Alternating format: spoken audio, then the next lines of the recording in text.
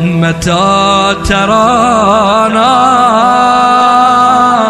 ونراك متى ترانا. بسم اللہ الرحمن الرحیم. ایک مستری جو اس مکان کو بنانے کا کاریگر ہے، اس مکان کو بنانا جب اس نے شروع کیا تو شروع کرنے سے پہلے اس نے سارا وہ مٹیریل جمع کیا جس مٹیریل کو جوڑ کر اس نے یہ مکان تعمیر کیا ہے. ٹھیک ہے نا؟ اچھا، کیونکہ وہ اس مکان کو بنانے کا کاریگر ہے، جس مٹیریل سے بنانا ہے تو اب اس کی بنانے کی جو شروعات ہیں اس سے پہلے اسے کیا چاہیے؟ مٹیریل متوفر ہونا چاہیے. اسی طرح چارپائی پاکستان میں استعمال کی جاتی ہے، تو کاریگر جو چارپائیاں بناتا ہے تو پہلے اس کے وہ مٹیریل کو مہیا کرتا ہے. مٹیریل مہیا کرنے کے بعد اس کے رگڑائی یا صفائی کے جو بھی پروسیس ہیں وہ سارے جو ہے مکمل کرنے کے بعد پھر ان اجزاء کو، ان مٹیریل کو کیا کرتا ہے؟ وہ جوڑتا ہے. وہ مٹیریل جو ہوتے ہیں وہ اجزاء ہوتے ہیں اس چیز کے، ان اجزاء کو جوڑ کے وہ جو چیز بنانا چاہتا ہے. تو ایک دو مثالوں سے آپ پر یہ بات واضح ہوگی کہ اگر آپ کوئی چیز بنانا چاہتے ہو تو اس چیز کے لیے جو مٹیریل درکار ہے، بنانے کا عمل شروع کرنے سے پہلے آپ کو اس کے مٹیریل کو مہیا کرنا بہت ضروری ہے. اتنی بات پر متفق ہے نا آپ لوگ؟ اچھا، آپ کو ہم جس چیز کا ماہر بنا رہے ہیں، جس چیز کی کاریگری آپ کو سکھا رہے ہیں، اس چیز کا نام ہے حجت. ٹھیک ہے؟ کیا نام ہے اس کا؟ حجت. معروف نام حجت ہے، عرف عام میں اس کو دلیل بولتے ہیں. آپ اس وقت دلیل کو بنانے کی کاریگری سیکھ رہے ہیں، حجت کو بنانے کی کاریگری سیکھ رہے ہیں. جس طرح کہ مستری جب آتا ہے استاد کے پاس تو وہ کس چیز کی کاریگری سیکھتا ہے؟ مکان کو بنانے کی کاریگری سیکھتا ہے. اور کسی چیز کو بنانے کی جو کاریگری ہے نا، اس کاریگری کو ہنر کہتے ہیں، مہارت کہتے ہیں. ٹھیک ہو گئی بات؟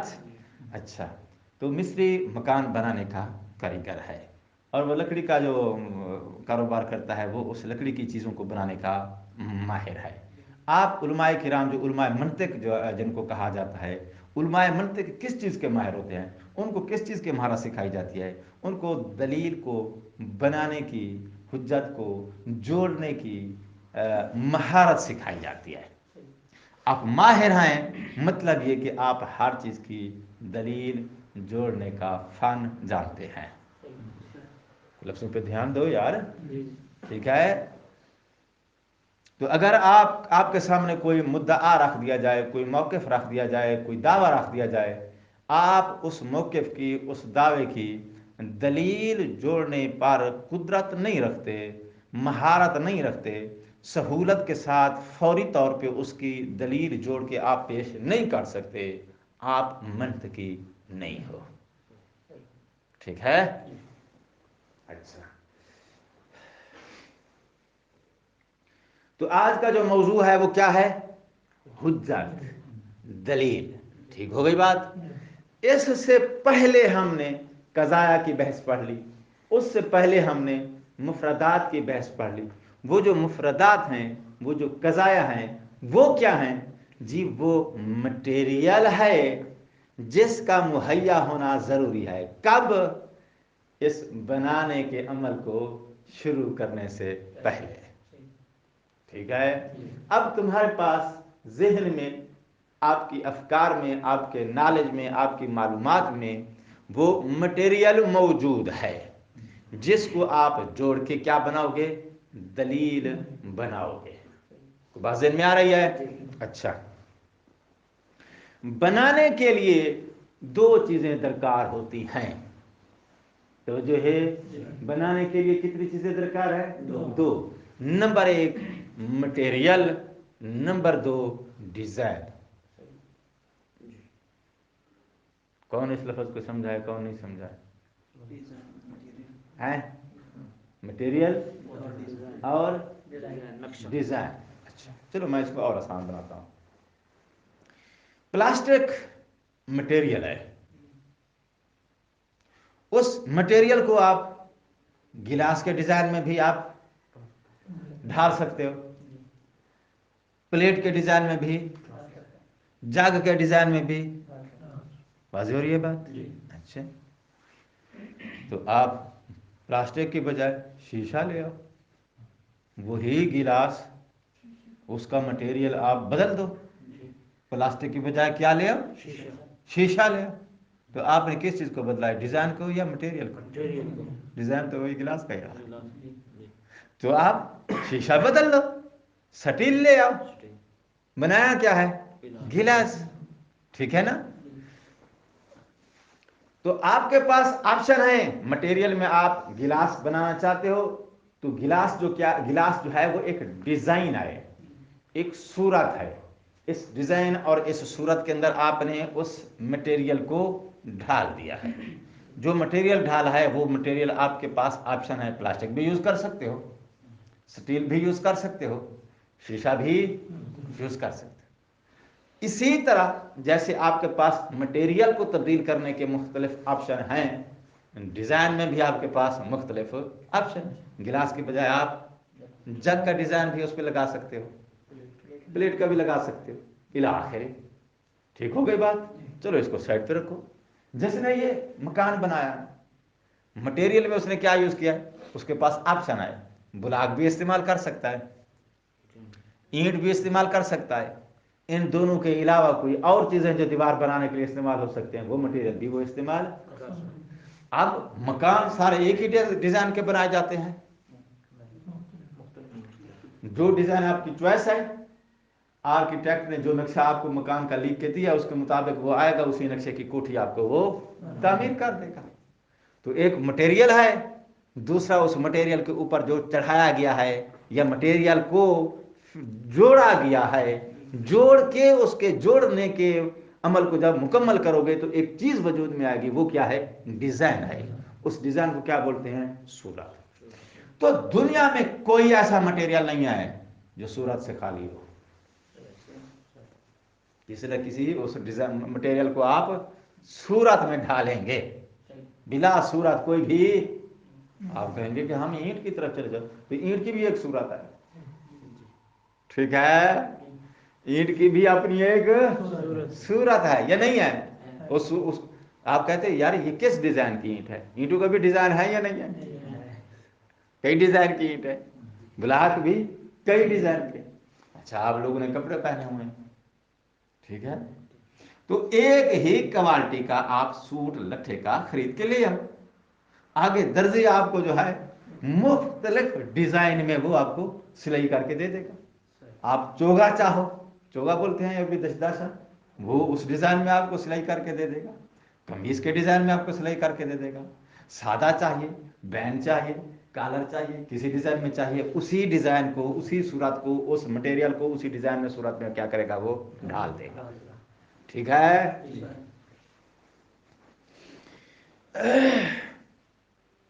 تو کتنی چیزیں ہیں؟ مٹیریل، ڈیزائن یا صورت. آپ نے کیا بنانی ہے ابھی؟ دلیل. جب دلیل بنانی ہے تو کسی بھی چیز کو بنانا ہو تو بنانے کے لیے کیا چاہیے؟ اللہ نے جب آپ کو بنایا تو مٹیریل بھی ہے، صورت بھی ہے. اس صورت کو بشر کہتے ہیں، مٹیریل سے وہی ہے جو حیوان کے اندر بھی ہے. اس لیے کہتے ہیں کہ بندر کا گردہ بھی بندے کو فٹ ہو جاتا ہے. مٹیریل جو ایک ہے نا، بات سمجھ آ رہی ہے نا؟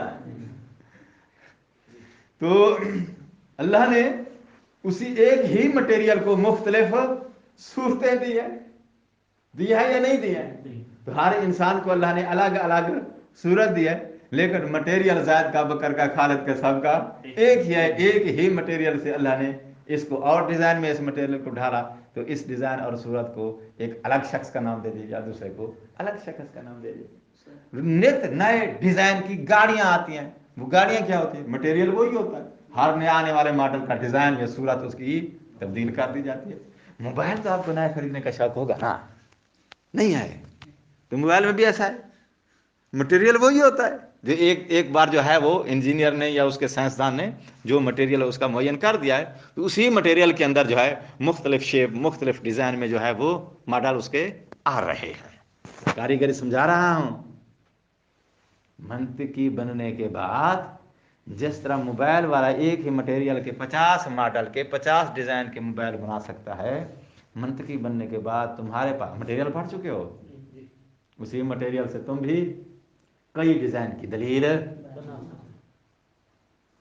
اگر کئی ڈیزائن کی دلیل نہیں بنا سکتے ہو پھر منطقی نہیں بنے ہو، ٹھیک ہے؟ پھر مزدور ہو تم، جو مستری کو صرف مٹیریل کھا کے دے سکتا ہے۔ ہم سر میری بات سمجھ آ رہی ہے؟ میں بالکل آپ کو جو ہے آپ کی فکر کو نتیجے کے قریب تمہید مکمل ہو گئی ہے۔ اچھا آؤ، تو ایک مٹیریل ہے، ایک صورت ہے۔ آج جو بحث ہم پڑھنے لگے ہیں اس بحث کا تعلق دلیل کی صورت کے ساتھ ہے۔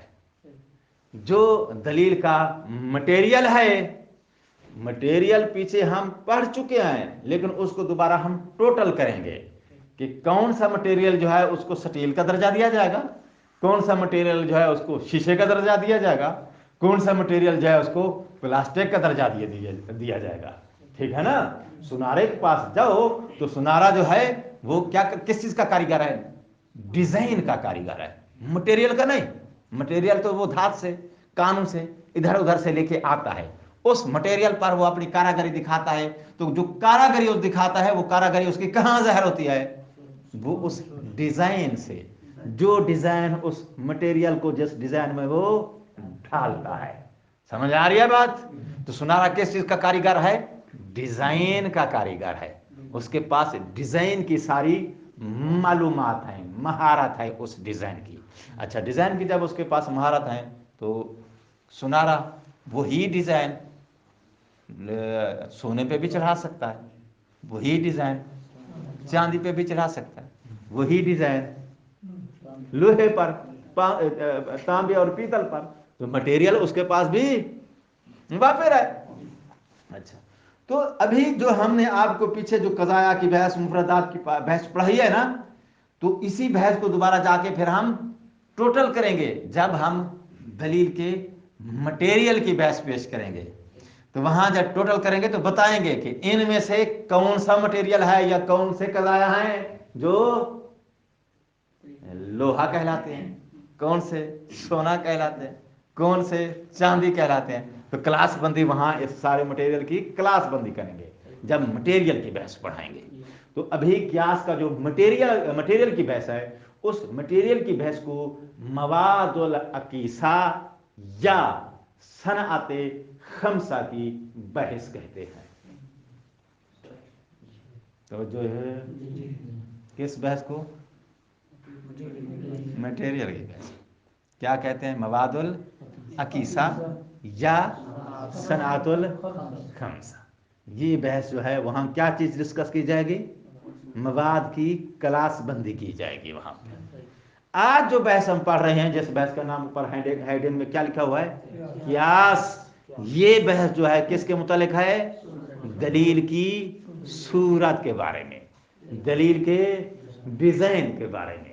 ابھی ہم آپ کو ڈیزائن سمجھائیں گے، ڈیزائن بتلائیں گے کہ دلیل میں آپ کتنی قسم کے ڈیزائن استعمال کر سکتے ہو یا کتنی قسم کے ڈیزائن اویلیبل ہیں جن کے مطابق آپ دلیلوں کو جوڑ سکتے ہو۔ کوئی بات جو سمجھ نہ آئی ہو؟ فکر سفر کر رہی ہے نا؟ سفر کرنا چاہیے۔ اچھا، مصنف کہتا ہے کہ بھائی دلیل، اب میں بالکل تمہید مکمل ہو گئی ہے، دلیل یا تو قضیہ واحدہ ہوگا یا وہ دلیل اکثر من قضیہ سے مؤلف ہوگی۔ کیا لفظ بولا ہم نے؟ قضیہ واحدہ جو ہے وہ دلیل بن رہا ہے، یا دلیل کیا ہے؟ ایک قضیہ سے زیادہ کو جوڑ کے دلیل بنایا گیا ہے، ٹھیک ہے نا؟ جوڑنے کی نوبت کب آئے گی؟ جب دلیل تمہاری ایک قضیے سے زیادہ پر مشتمل ہو. اینٹیں دو ہوگی تو جوڑیں گے، ایک ہوگی تو کیا جوڑیں گے؟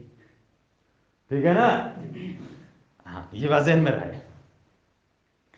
دلیل تمہاری یا کیا ہوگا؟ قضیہ واحدہ یا ایک قضیے سے زیادہ قضایا ہوں گے تو پھر ان کو آپس میں ہم جوڑیں گے، جوڑنے کے بعد پھر وہ ایک دلیل بنیں گے کسی موقف کو ثابت کرنے کے لیے. ٹھیک ہے؟ تو دلیل قضیہ واحدہ بھی ہو سکتا ہے، ایک قضیہ سے زیادہ قضایا کو جوڑ کر بھی دلیل کو بنایا جا سکتا ہے. لیکن جس موقف کو، مطلوب کو، دعوے کو تم ثابت کرنا چاہتے ہو وہ دائماً قضیہ واحدہ ہوتا ہے. تو جو ہے علی وصی و رسول اللہ ہے، علی خلیفۃ و قضیہ واحدہ ہے. دلیل لے کر آؤ گے تو ایک قضیہ بھی لے سکتے ہو، ایک سے زیادہ قضایا پر مشتمل بھی دلیل. اللہ وحدہ، موقف، نتیجہ، دعویٰ وہ قضیہ واحدہ ہوتا ہے. لیکن اس دعوے کو، موقف کو ثابت کرنے کے لیے جو دلیل لے کر آئے ہو، میں اس دلیل کی بات کر رہا ہوں، دعوے کی نہیں. دعوے کے لیے بال اتفاق یہی وہ قضیہ واحدہ. اچھا، اگر دلیل ہے واحد تو ایک آپشن یہ ہو گیا. دوسرا کیا ہے جی؟ ایک سے زیادہ. اب اس کو لے آؤ. دلیل ہے تمہارے پاس قضیہ واحدہ، اس صورت میں دعویٰ دلیل کو لازم ہوگا یا لازم نہیں ہوگا. ٹھیک ہے؟ اگر دعویٰ دلیل کو لازم ہے تو پھر یہ یا عکس مستوی ہوگا، یا عکس نقیض ہوگا، یا نقیض ہوگا. بات سمجھ آ رہی ہے نہیں آ رہی ہے؟ ان تین کے علاوہ باقی جتنے قضایا ہیں ان میں دعویٰ اور دلیل کے درمیان لازم ملزوم کا رشتہ نہیں ہوتا. جہاں لازم ملزوم کا رشتہ نہ ہو وہاں وہ قضیہ اس کے لیے دلیل نہیں ہوتا. لوگ کم علمی کی وجہ سے سمجھ رہے ہوتے ہیں کہ یہ اس کی دلیل ہے. اب لوگوں کے تو ہم ذمہ دار نہیں ہیں نا، وہ کچھ بھی سمجھتے رہیں. ہم بات قانون کی بات کر رہے ہیں، قانون دے رہا ہوں آپ کو. جب دعوے کی دلیل قضیہ واحدہ ہے تو قضیہ واحدہ جب دلیل بنے گا تو وہ قضیہ واحدہ منحصر ہے ان، ٹھیک ہے نا؟ ان تین کے علاوہ کوئی اور رشتہ ہے دعوے اور قضیہ واحدہ کے درمیان، قضیہ واحدہ سے مراد جس کو تم دلیل بنا رہے ہو، تو وہ سمجھ رہے ہو لا علمی کی بنا پر کہ یہ اس کی دلیل ہے، مگر یہ کہ وہ آپس میں ایک دوسرے کے لیے دعویٰ دلیل نہیں ہے. کیوں نہیں ہے؟ اس لیے کہ ان کے اور اس کے آپس میں درمیان لزوم کا رشتہ، لزوم کا رشتہ نہ ہونے کی بنا پہ کیا کیا پرابلم آئے گا؟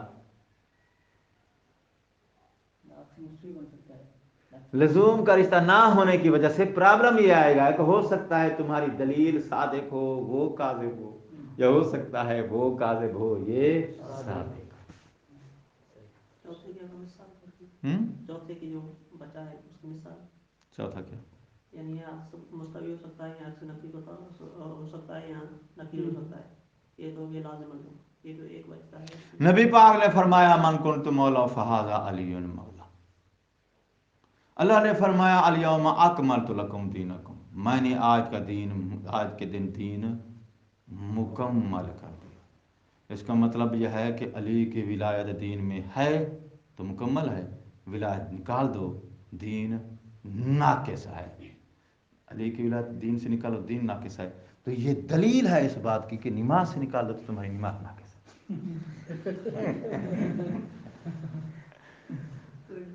تو کس طرح میں نے اس قضیے کو اس قضیے کے ساتھ جوڑا کہ نہیں جوڑا؟ میں جوڑ رہا ہوں. حقیقت میں کوئی آپس میں وہ عکس مستوی یا عکس نقیض یا وہ کوئی رشتہ ہے اس آیت کا یا اس موقف کے ساتھ؟ ان تین میں سے کوئی رشتہ ہے؟ نقیض، عکس نقیض اور عکس مستوی کوئی رشتہ نہیں ہے. تو قضیہ واحدہ اس کی دلیل کیسے ہو گیا ہے؟ ہم بنا رہے ہیں کہ یہ اس کی دلیل ہے. تو اس طرح کی ہم بہت ساری دلیلیں بناتے ہیں لیکن وہ اس کی دلیل ہوتے نہیں ہے. تو یہ آپ کو جو ہے وہ مسئلے کو منطق یہی آپ کو سمجھائے گی کہ اس کی دلیل آپ کو کہاں ملے گی. مجھے تو دیکھ لیتے ہو نا، کیسے دیکھ لیتے ہو؟ ایک مولانا صاحب کتاب میں فرما رہے تھے کہ میں مولا کا معنی ڈھونڈ رہا تھا منجن کے اندر میم کی فہرست میں. سمجھ گئے ہو؟ تمہارا مسکرانے کا راز کیا ہے پھر؟ تم مولا میم سے نہیں شروع ہوتا کیا؟ تو وہ اس کا معنی کہاں دیکھ رہا تھا؟ میم کے فہرست میں، میم کے لسٹ میں. تو اس کو نہیں ملا. پھر اس نے فون کی انہیں کہ یار مولا کا معنی تو اسم کے اندر منجن کے اندر لکھا ہی نہیں ہے. اس نے کہا جی وہ میم کا لسٹ میں نہیں ملے گا آپ کو. وہ کس کی لسٹ میں ملے گا آپ کو؟ واو کی لسٹ میں. تو آپ سمجھ گئے ہو. اچھا آپ طالب علم ہیں اس لیے اشارہ کافی ہے.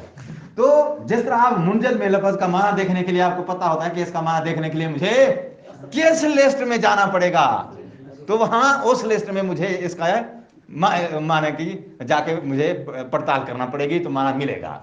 جو دعوے ہوتے ہیں نا تو ان دعوے کو بھی دیکھا جاتا ہے کہ یہ فقہی ہے، عقائدی ہے، اقتصادی ہے، سیاسی ہے، روز مرہ کا ہے، ٹماٹر کے ریٹ کے بارے میں ہے، سونے کے ریٹ کے بارے میں ہے. تو اس کی دلیل بھی آپ کو اس کے مطابق دیکھنا پڑے گی. جس طرح کا دعویٰ ہے تو پہلے آپ اپنے دعوے کی نوعیت کو سمجھیں گے کہ میرے دعوے کا تعلق فقہ سے ہے، عقائد سے ہے، اخلاقیات سے ہے، معاشیات سے ہے، روزمرہ کی زندگی سے ہے، کس چیز سے ہے اس عقیدے دعوے کا تعلق. دعوے کی نوعیت کو سمجھنے کے بعد پھر آپ کو جو ہے وہ تو جس طرح وہ مولا والی مثال میرے خیال کافی ہو گئی ہے. تو پھر آپ کو سمجھنا ہوگی کہ لفظ مولا جو ہے اس کا اصلی حروف کیا ہے. تو پھر اس کی روشنی میں آپ کو وہاں تو یہ جو ابھی میں نے جو مثال دی تھی نا کہ وہ مولا علی کی ولایت جو ہے وہ دین سے نکال دو تو تین ناقص. تو اب دلیل تو اس نے جوڑ دی نا، نعرہ لگا نہیں لگیا. تو یہ منطق یہی سارا کلیئر کرے گی کہ پہلے اپنا دعویٰ معین کرو کہ تمہارا دعویٰ کیا ہے. فقہ کے ساتھ ہے، دلیل آپ کو فقہ کے باب میں. دعوے کا تعلق عقائد کے ساتھ ہے، دلیل آپ کو عقائد کی پٹی میں جا کے عقائد کی فہرست میں ڈھونڈنا پڑے گی. تو ہر چیز منطق ہر چیز کو جو ہے وہ جس طرح لائبریری میں آئے انہوں نے باقاعدہ لسٹ بنائی ہوتی ہے کہ یہ اس خانے کے اندر فقہ کی کتابیں ہیں، اس کے اندر فلسفے کی کتابیں ہیں، اس کے اندر منطق آپ کی حیات کو منظم بناتی ہے. فکر کی تاریخ یاد ہے؟ بھول گئے ہو؟ یہ ساری چیزیں پہلے ہم بتا چکے ہیں. منطق کیا کرتے ہیں؟ آپ کی فکر کو آ کے منظم کرتی ہے، مرتب کرتی ہے. آپ کو منطق آپ کی پوری حیات کو منظم کر دے گی.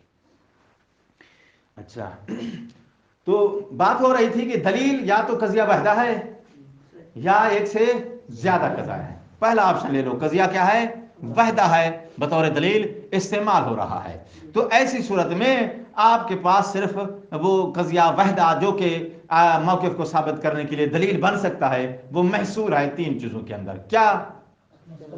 عکس مستوی، عکس نقیض، نقیض. علاوہ ازیں اگر قضیہ واحدہ کا اس کے ساتھ کوئی رشتہ ہے، ان تین رشتوں میں سے کوئی رشتہ ہے تو پھر یہ قضیہ واحدہ اس کے لیے دلیل بنے گا. ان تینوں میں سے کوئی رشتہ نہیں ہے اس قضیے کا اس قضیہ کے ساتھ، یا اس قضیہ واحدہ کا اس کے ساتھ جس کو تم نے دعویٰ اور اس کو دلیل بنا رہے ہو، ایسی صورت میں تمہاری دلیل فینش ہے، دھوکہ ہے، جہالت ہے، لائبی ہے. مفرد قضیہ کسی دعوے کو پروف کرنے کے لیے دلیل بنے گا تو آپ کو ان تین میں سے کوئی ایک رشتہ ان دونوں کے درمیان پہلے तलाश करना होगा। ठीक हो गई बात। मुफरत वाली बात को अब मैं समेट के साइड पर रखने लगा हूं।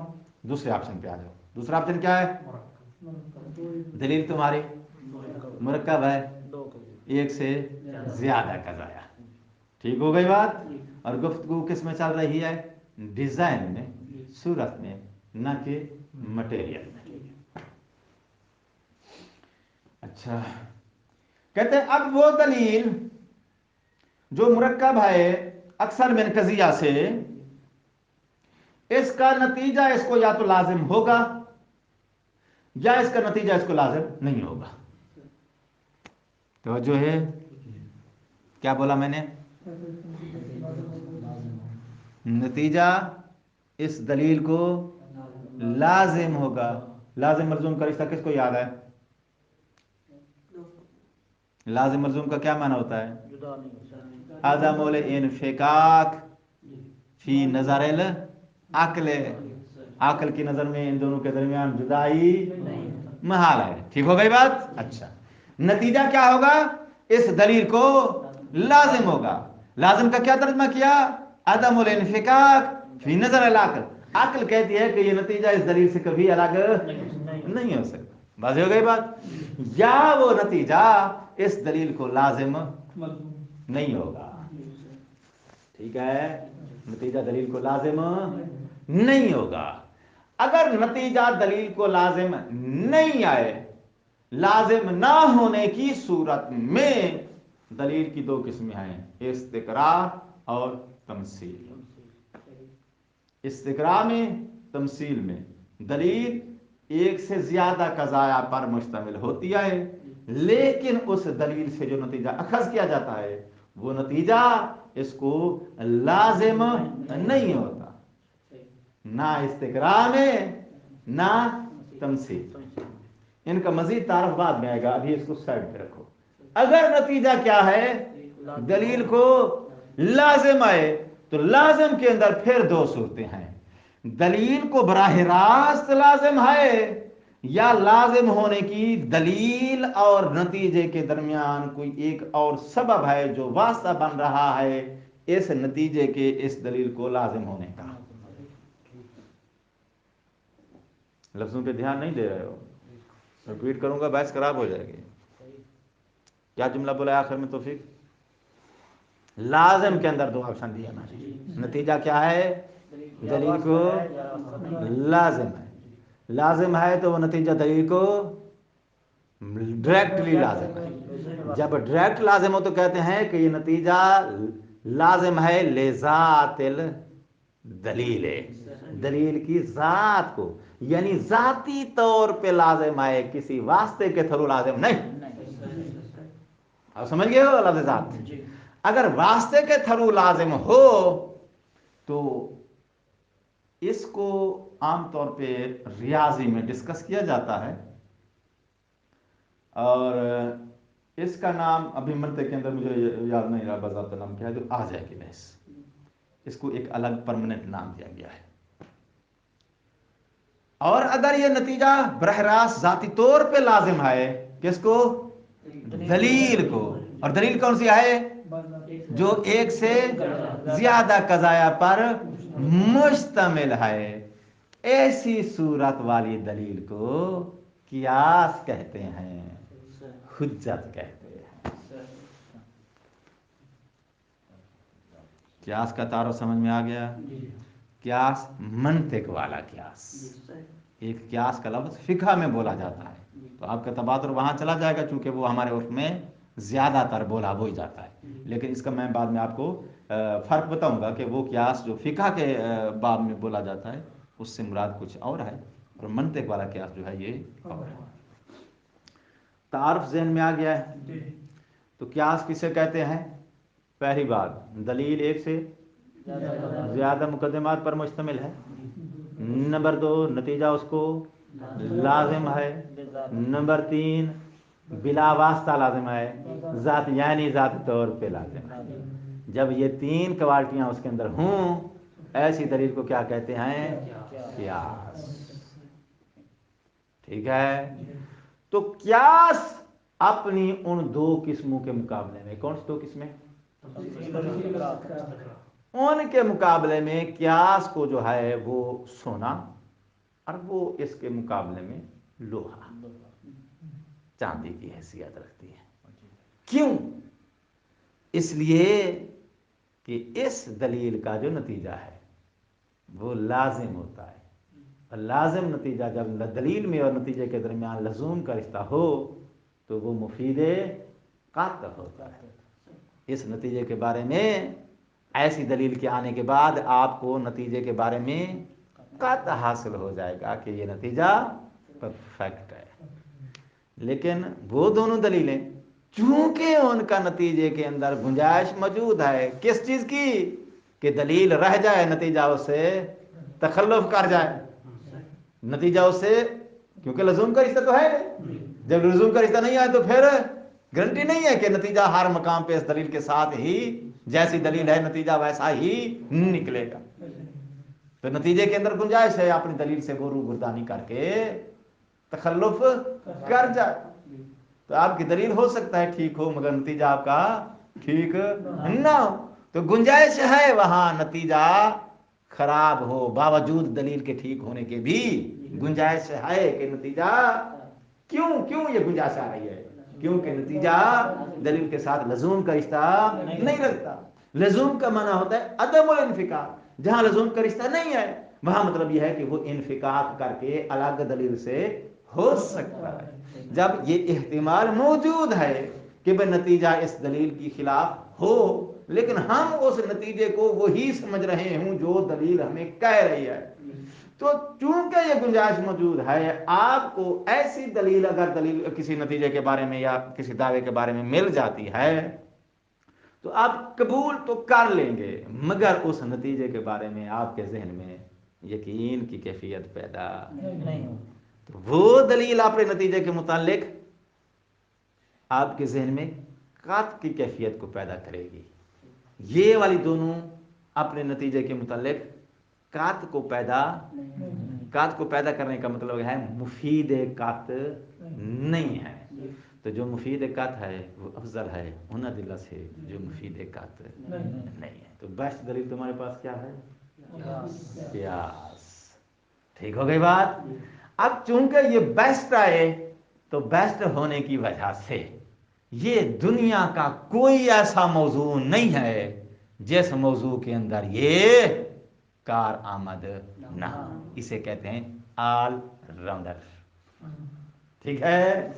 عقائد میں بھی کام دے گی، فقہ میں بھی دے گی، معاشیات، اقتصادیات، سائنس، ٹیکنالوجی، کہیں بھی چلے جاؤ یہ قیاس والی دلیل ہر جگہ پہ جہاں بھی یہ مل، شرط یہ ہے کہ وہاں اویلیبل ہو. صحیح، اگر یہ اویلیبل ہے تو پھر باقی ادلہ کے مقابلے میں یہ سب سے افضل عمدہ دلیل ہے.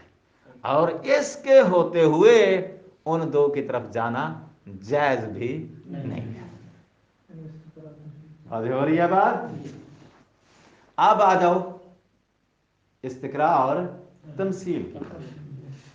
استقراء جو ہے یہ زیادہ تر اس کا مورد استعمال یا زیادہ تر جہاں اس دلیل کا سہارا لینا پڑتا ہے علماء کو، اور یہ ذہن میں رہے کہ ایک ڈاکٹر آپ کو اگر ایک دوا لکھتا ہے تو جس کمپنی کی اس نے لکھی ہے وہ نہ ملے تو پھر مجبوری کی صورت میں آپ کو دوسری لینا پڑتی ہے. اس کا مطلب اگر وہ مل رہی ہو تو پھر آپ کے لیے وہ دوسری لینا جائز ہے. اب رشتہ سمجھ گئے ہو نا؟ وہ ہم مجبوری کے آپشن کے لیے علماء جو ہیں ان کو استعمال کرتے ہیں. آج مجبوری کا آپشن واضح ہو گیا ہے، یعنی ان کو یہ دلیل وہاں میسر نہیں تھی تو پھر مجبوراً پھر وہ اس دوسری ہلکی کوالٹی والی دلیل کی طرف چلے گئے.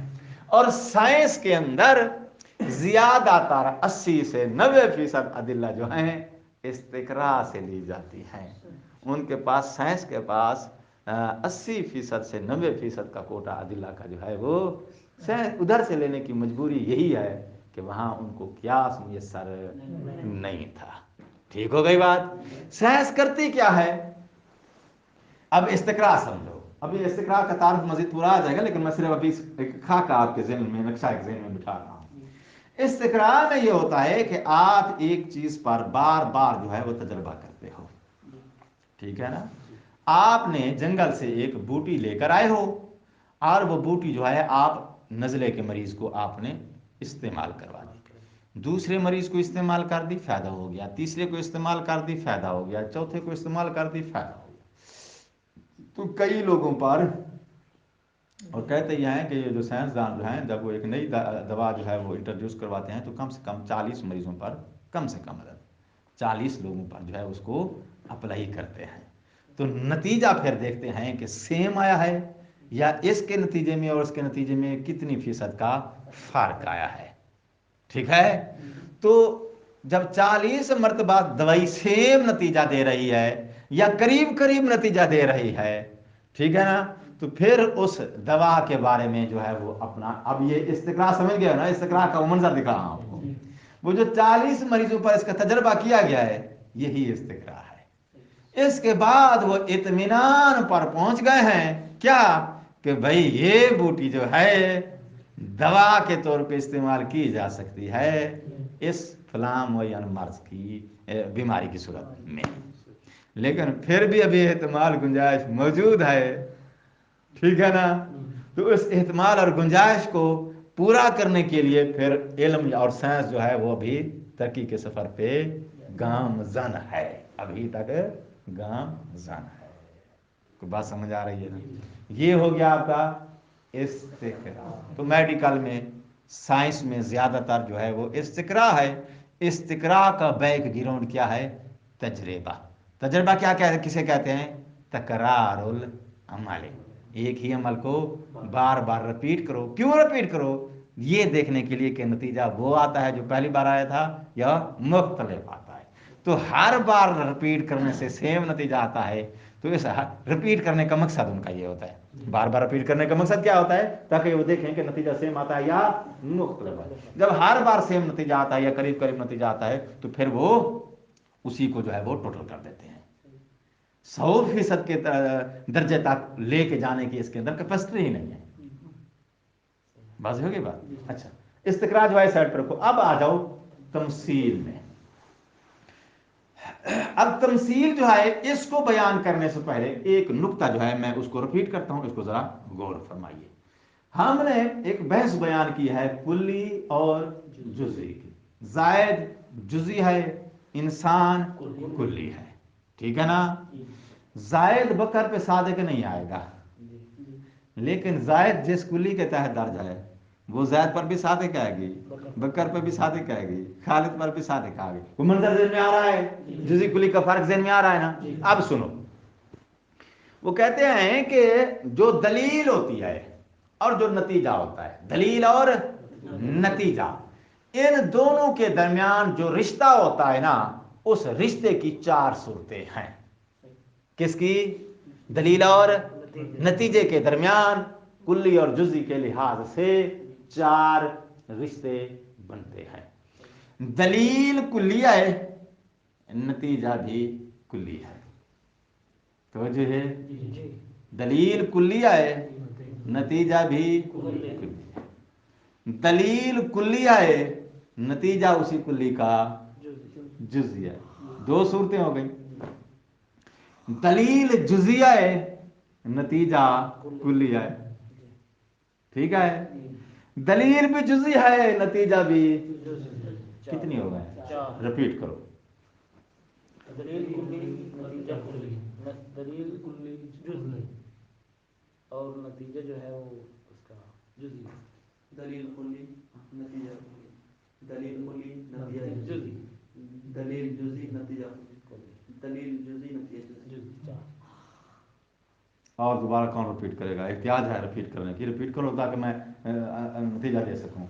दलील कुल्ली, नतीजा कुल्ली, दलील कुल्ली, नतीजा जुज़ी, उसके बाद दलील जुज़ी, नतीजा कुल्ली, नतीजा जुज़ी, दलील जुज़ी। आसान, मेरे ख्याल वाज़ेह हो गया सब। आपकी फिक्र ने दलील से मुंतकिल होना है नतीजे की तरफ, ठीक है। یہی پروسیس ہے نا. فکر منتقل ہوتی ہے کدھر سے؟ دلیل سے نتیجے کی طرف. ٹھیک ہے نا. تو کلی سے ایک دوسری کلی کی طرف فکر منتقل ہو سکتی ہے. ٹھیک ہے. کیونکہ ایک کلی دوسری کلی کو لازم ہو سکتی ہے. لازم کے رشتے کی وجہ سے ایک کلی سے دوسری کلی کی طرف آپ کا ذہن منتقل ہو جائے گا. کلی منتقل ہوگی، فکر منتقل ہوگی کلی سے اس کلی کے جزئی کی طرف. ٹھیک ہے نا. نیچرل ہے نا یہ انتقال. اچھا، یہ جو پہلی دو صورتیں ہیں کون سی؟ من الکلی الی الکلی، من الکلی الی الجزئی. یہ دو صورتیں جو ہیں، ان دو صورتوں میں دلیل کو قیاس کہتے ہیں. ٹھیک ہو گئی بات. تو اس کا مطلب پھر یہ بنتا ہے کہ قیاس کے مورد میں جو نتیجہ ہوتا ہے وہ ہوتا لازم ہے. لازم یا تو وہ اس کا مصداق ہوگا دلیل کا، یا وہ اس کا لازم مساوی ہوگا. ٹھیک ہو گئی بات. اچھا، قیاس سائڈ پہ رکھو. اب آ جاؤ من الجزئی الی الکلی. اسے استقراء کہتے ہیں. وہ جو تجربہ ہوا نا 40 مریضوں پر، وہ 40 عدد جزیات، اور جو تم نے قانون بنایا ہے کل مریض یفیدہ ھذا الدواء، نتیجہ تم نے موجبہ کلیہ اخذ کیا یا نہیں کیا؟ تو موجبہ کلیہ جو ہے وہ کلیہ یا جزئی ہے؟ قضیہ موجبہ کلیہ جو ہے مفید کلی ہوتا ہے. لیکن یہ آپ نے موجبہ کلیہ جو اخذ کیا ہے کہاں سے اخذ کیا ہے؟ وہ 40 عدد مریضوں سے. وہ 40 عدد مریض کیا ہے؟ تو من الجزئی الی الکلی. تو استقراء کیا ہوتا ہے؟ من الجزئی. ٹھیک ہو گئی بات. اب آ جاؤ تمثیل میں. تمثیل میں ہوتا ہے جی من الجزئی الی الجزئی. ایک جزئی سے دوسری جزئی کی طرف آپ نے منتقل ہونا ہے.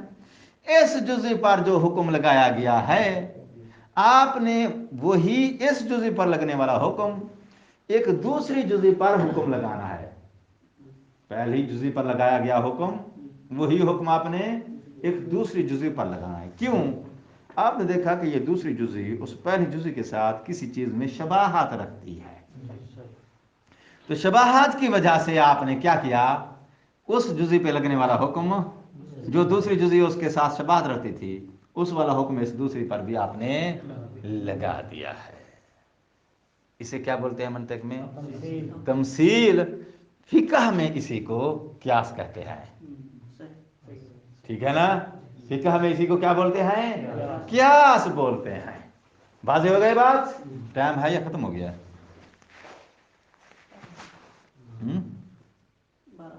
12 ہو گئے. چلو ایک جملے کی اور اجازت دے دو، آخری بندے دعا. تمثیل جسے فقہ میں قیاس کہتے ہیں، اس کے اندر اب دو صورتیں ہیں. موضوع کلام کیا ہے اب ہمارا؟ تمثیل.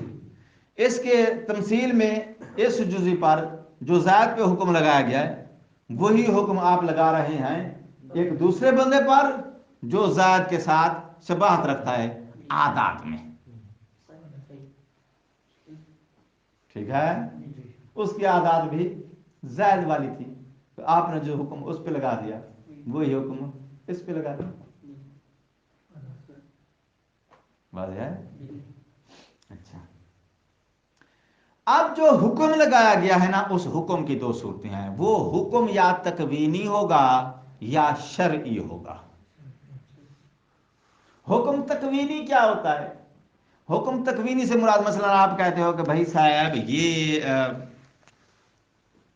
پھل جو ہے میٹھا ہے. ٹھیک ہے نا. التفاح حلون. حلون کا حکم آپ نے کس پہ لگایا؟ حلون کا حکم شرعی حکم ہے؟ تکوینی حکم ہے.